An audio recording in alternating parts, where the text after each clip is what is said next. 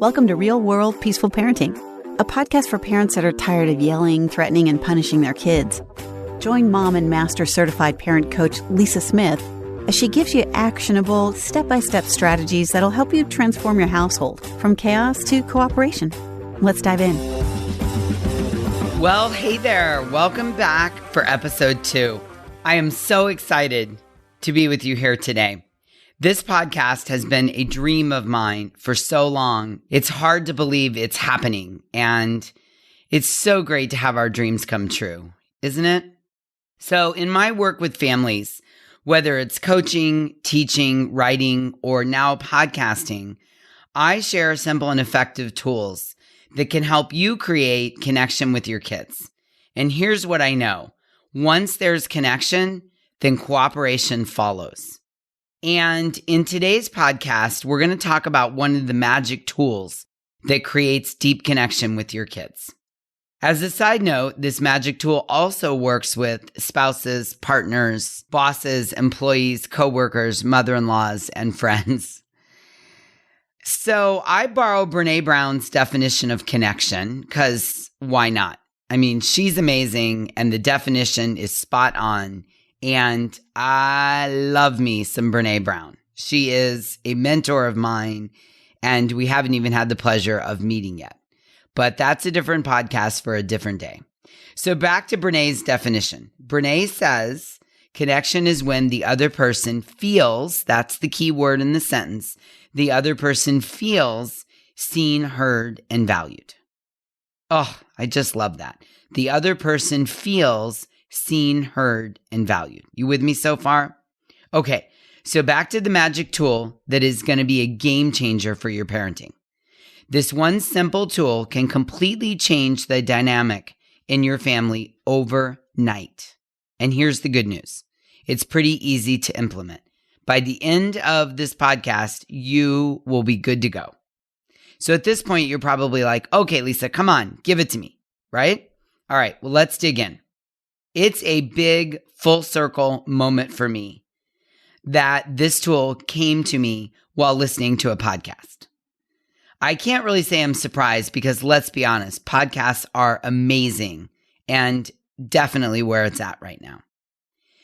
I love listening to podcasts. I listen to them while I'm driving, while I'm walking, folding laundry, cooking. I love them. And one of my absolute go-to podcasts is Oprah's Super Soul Sunday. It's so good. I just love it. I tend to gravitate to podcasts like Super Soul Sunday because I'm a pretty loud, high energy, intense person by nature. And I'm always looking to find the balance of appreciating those strengths and at the same time discovering and bringing out that peaceful, quiet, Zen-like side to myself. It's a struggle, but I'm always working on it. So I was thrilled to hear that Oprah was interviewing Thich Nhat Hanh on Super Soul Sunday. Nhat Hanh, which is the proper Vietnamese name to call him, is a Buddhist monk and a peace activist. Nhat Hanh has written over 100 books on peace, and 40 of them are in English. He went to college at Princeton, and today he lives in France after being exiled from his country for peacefully protesting the Vietnam War. Nhat Hanh is active in the peace movement, promoting nonviolent solutions to conflict. I was listening to the podcast, hoping to work on my own personal balance, and little did I know when I began listening on an average Tuesday while driving to Trader Joe's that I would receive one of the greatest parenting reminders ever from a peace activist with no children. So in the podcast, Oprah asked Nhat Hanh to talk about the value of deep listening. And after a peaceful pause, Nhat Hanh responded, "Deep listening is the kind of listening that can relieve the suffering of another person. You can call it compassionate listening. You listen with only one purpose, and that is to help him or her empty his heart. Even if he says things that are full of wrong perceptions, full of bitterness, you are still capable of continuing to listen with compassion. Because you know that listening like that, you give the person a chance to suffer less If you want to help him correct his perception, you wait for another time. For now, you don't interrupt. You don't argue. If you do, he loses his chance. You just listen with compassion and help him suffer less. 1 hour like that can bring transformation and healing. So then Oprah says, oh, I love this idea of deep listening, because often when someone comes to you and wants to vent, it's so tempting to start giving advice. But if you allow the person to just let the feelings out, and then in another time come back with advice or comments, that person would experience a deeper healing, right? And she and Nhat Hanh just spend a moment really listening to that and digesting it. And I was reminded while listening that deep listening is at the heart of peaceful parenting. I say often that kids, and it's really true, it's all humans, but kids really, really, really want to be heard above all else. And I don't care whether they're 2 or 22 or anything in between. They want to be heard above all else. And they really want to be heard by their parents. They want to feel understood. I think the biggest compliment a child can give their parents is, you hear me and you understand me. Deep listening to our kids, or anyone for that matter, is a skill. One that needs to be developed and practiced, and definitely not one we're born with. Deep listening to our kids requires setting aside our ego, and at times our anger and disappointment, at times our goals and dreams for our kids, at times our expectations and our fears, and just listen. Listening to relieve the suffering of our kids. Listening so they can empty their hearts. Listening so they can feel heard. Okay, some real talk. I will confess that my practice of deep listening has slipped a bit as of late. I've been busy, distracted, a bit nervous about the current state of affairs, and the deep listening often goes out the window in times of stress for me, which ironically is when I need it the most. So my intention with this podcast is to extend an invitation to you and me to listen deeply. And what I know is that if you accept the invitation to practice and develop the skills of deep listening, you are giving yourself and your kids the most amazing gift with this magic tool. Let me give you a couple examples of what this might look like. Maybe your teenager needs you to listen deeply to her rant about her soccer coach. You know the coach is just doing his job and his best. She doesn't need to hear that right now. Right now, she needs to ease her suffering by expressing her thoughts and being heard. Maybe your 8-year-old needs to tell you how mad he is at his brother, even though he started the fight. And by telling him how to do better next time is on the tip of your tongue. But he isn't going to hear that right now, because right now what he needs is to empty his heart. And he needs you to deeply listen to him so that he can empty his heart. And then later, you can circle back around and discuss the actual conflict and new ways to resolve the conflict between he and his brother. Or maybe your 2-year-old fell down and hurt himself for the 20th time today, and he needs you to put your phone down for a couple of minutes and listen deeply by looking into his eyes with love as he babbles about his owie. And no response is needed from you at all. He just needs to know someone's listening to him. Okay, your turn. How is your practice of deep listening to your kids? Can you do better? I know I can.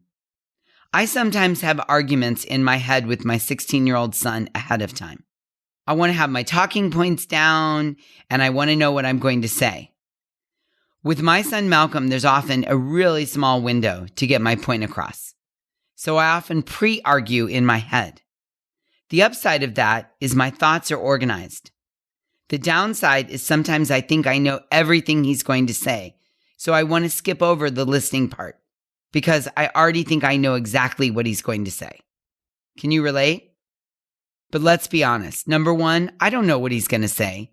I do not know what he's going to say.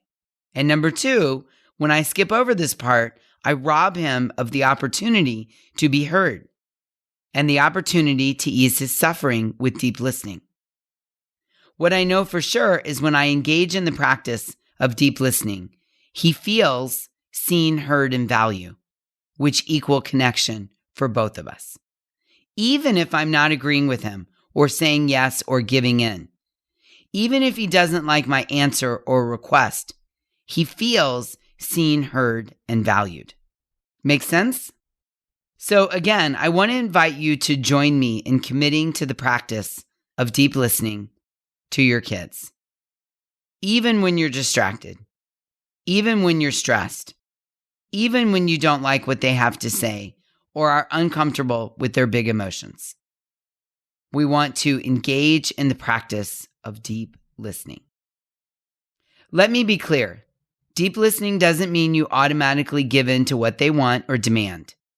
It doesn't even mean you like what they say or agree with their opinion. Deep listening just means you're committed to listen to ease their suffering. Nat Hanh says, if you want to help him correct his perception, you wait for another time. For now, you don't interrupt. You don't argue. If you do, he loses his chance. You just listen with compassion and help him suffer less. He says 1 hour like that can bring transformation and healing. And what I know is we don't even need to spend an hour doing it. 5 minutes of deep listening to our kids can really bring transformation and healing to them because they feel seen, heard, and valued. I love this so much. We can always revisit the perception, the style, or the presentation later. But in that moment, the gift is to help our kids feel heard. And when you are practicing deep listening, you can use it as an opportunity to go below the behavior to the feelings and needs, to really understand what is going on. That is the place where deep connection and cooperation blossoms. So again, let me ask you, can you improve your deep listening with your kids? And are you willing to work on it? I am all in. I'm committed to working on this skill in the coming months because I so see the value of it. And I want to know if you're ready to join me on this quest. Yeah? Listen, I dream of raising a generation of kids that feel deeply heard. Can you imagine for even a moment the problems that can be solved if we all felt heard?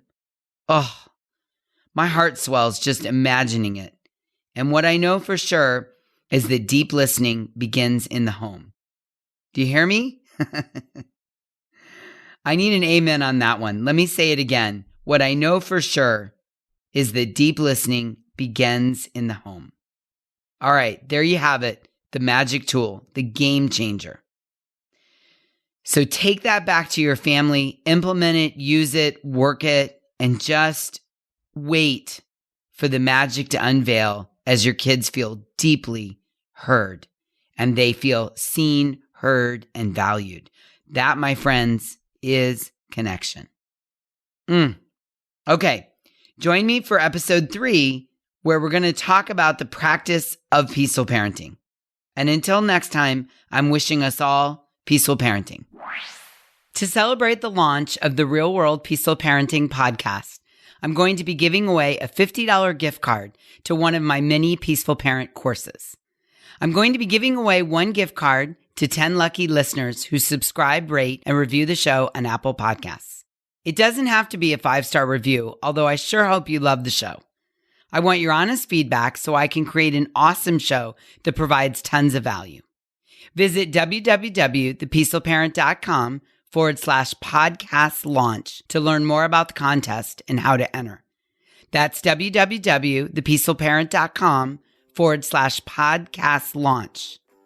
I'll be announcing the winners on the show in an upcoming episode, so stay tuned. Thanks for listening to Real World Peaceful Parenting. If you want more info on how you can transform your parenting, visit thepeacefulparent.com. See you soon.